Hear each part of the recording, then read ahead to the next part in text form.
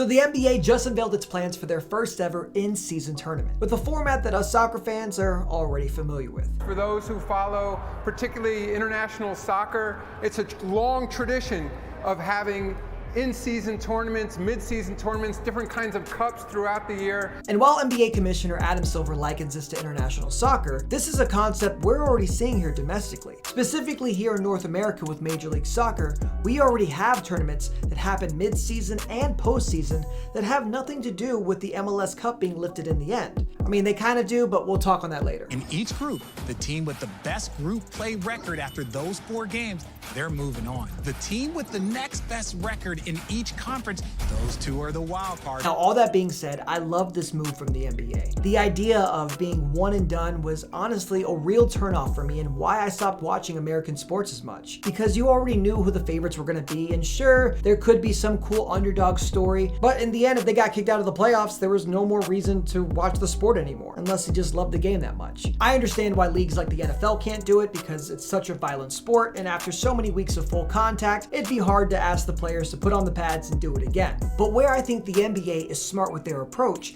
is by having tournament play count as regular season games. This way, you're able to double dip and not truly pull away importance from one tournament to the other. Basically, these regular season NBA games also count as tournament games. Now, it is nice to hear that there will be certain incentives in play for those teams who make it past the group stage. But the only thing we're hearing so far is that they're going to be rewarded financially. Players on all 8 teams that advance past the group play, they will get some prize money, with the players on the winning team taking home $500,000. Now, I'm no NBA analyst here, but I do know the league minimum is like $1 million.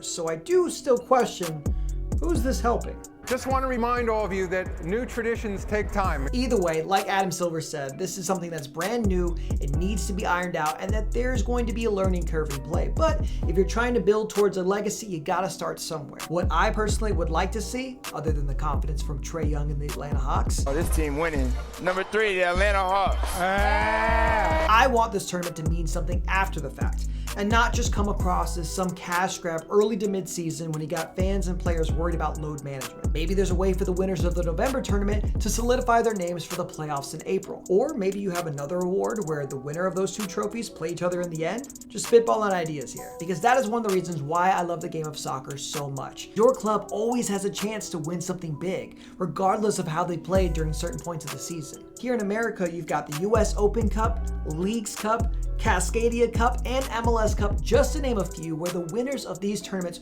go on to play for even more prize money and hardware to bring back home. So to wrap things up with my final thoughts, I like where this is going. I think it needs improvement, but we're off to a good start. And hopefully, if this is successful, it could trickle down and have a positive impact for other American sports. And who knows, I might start watching more. Look at the play-in tournament. That was a new concept that turned out to be a great success. And I believe that you can implement small changes like this to improve your sport overall, but you have to prove it to the fans that it's worth it in the end. Because unless you're baseball, who really cares about winning a pennant?